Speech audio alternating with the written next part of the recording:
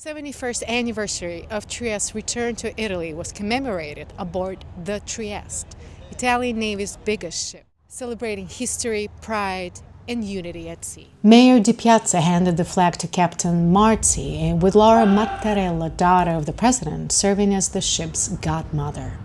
Government ministers and regional leaders attended the event, celebrating Fincantieri's engineering excellence and Italy's proud maritime tradition, setting sail once again.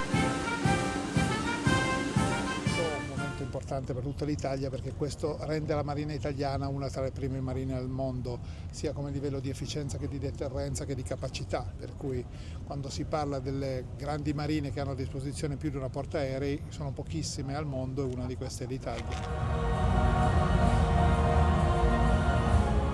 È un orgoglio non solo per la città di Trieste e per la regione, ma per il paese, perché questa è un'infrastruttura della difesa tecnologica, questa nave, prodotta in Italia con tecnologia italiana, è un know-how italiano e ricerca italiana, quindi devo fare anche i complimenti a Fincantieri, che è un player internazionale tra i primi, non soltanto infatti Fincantieri fornisce la nostra difesa, ma fornisce ed è fornitore delle difese dei più grandi paesi al mondo, tra cui per esempio gli Stati Uniti.